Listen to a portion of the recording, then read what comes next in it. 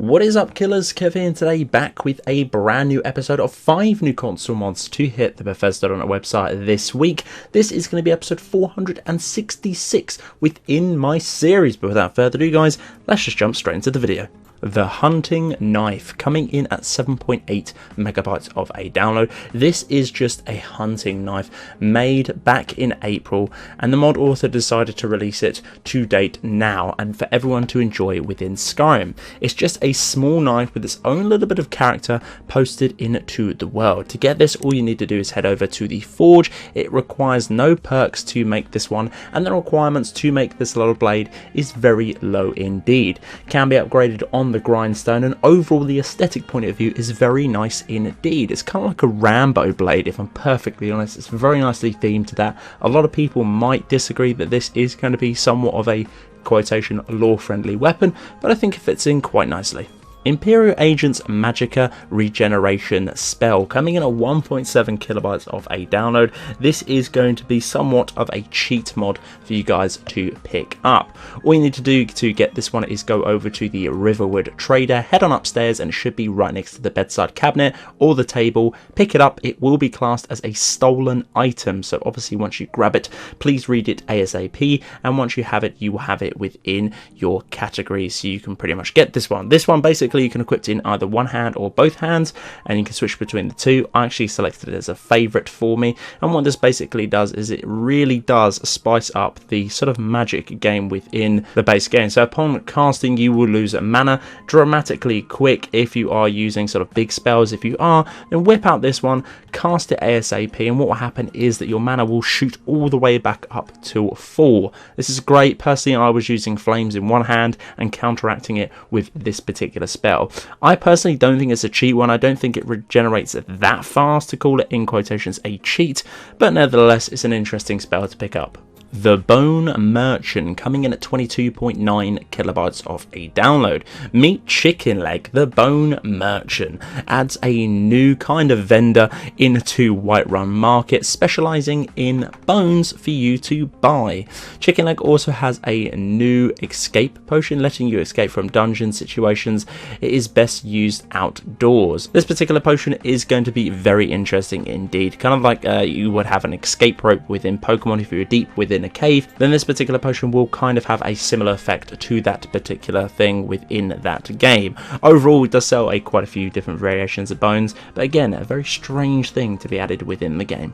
Unplayable Factions Armor, coming in at a big download size of 291.8 megabytes of a download. Hold your horses before you fly off the handle, saying that this is going to be an incredibly large download size, but you do get a ton of things within this particular mod. Summary of the mod: this mod adds new sets of armors, weapons and shields to the game that is unplayable via within the base game. This adds every single item that the mod can be created via the Forge, so pretty much it's all going to be standalone, which is really interesting and awesome to see. In addition to acting as a replacer, this particular one for male and females and all races are going to be optimized for this particular mod, which is really good indeed. Unlock the advanced armor perk in order to create everything in this particular mod. For this particular one, you do get the Silver Hand armor, the Iron Hand, the Bloodhawker Pirate's armor, also a few other different ones if you want to go and check them out. Guys, I'd highly recommend downloading this one and trying out. It is an absolute banger of a mod.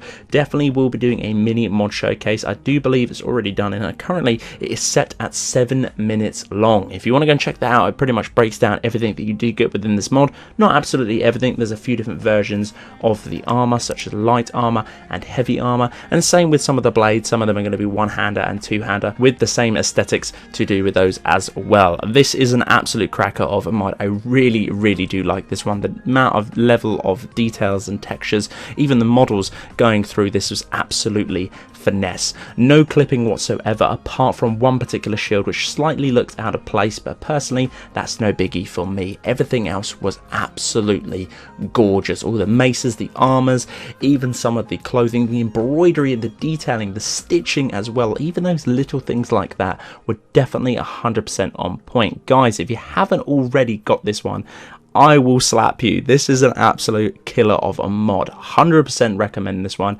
and for this week it's going to be my favorite mod. Epic Dawnguard Patrols, coming in at 421.2 kilobytes of a download. Now, if you are a fan of the Dawnguard, you are going to be absolutely smothered with these patrols scattered around the game. They're going to be going through holds, they're going to be going through settlements, villages, they're going to even be patrolling some of the paths on the way to those particular locations. Even ruins, they are hidden out. If you are a vampire, please be warned, because 9 times out of 10 they will probably want to kill you. Their starting level is going to be at 10, and they will scale with the player all the way into level 200. This is probably a very ambitious mod. I really do like it. They're absolutely everywhere, especially in one scene as well. I do believe it was Markarth I went to, and they pretty much had like an army of Dawnguard. It was absolutely insane. These guys do respawn after death, so please do bear that in mind. Not instantly, but over the time in to do with the scripts as well. Hopefully we do get to see more of these patrols added into the game, as it would be a nice touch roaming through the world of Skyrim. So guys, that's the end of this episode. This has been episode 466 within my series. Guys, if you made it this far and you haven't already, make sure to click that like and subscribe button. It does help me out an awful lot. Also as well, if you haven't done so, click that little bell. You will get a notification in some way, shape or form every single time I post a video like this to the channel. But until the next one guys, Killerkev here, and Killerkev out.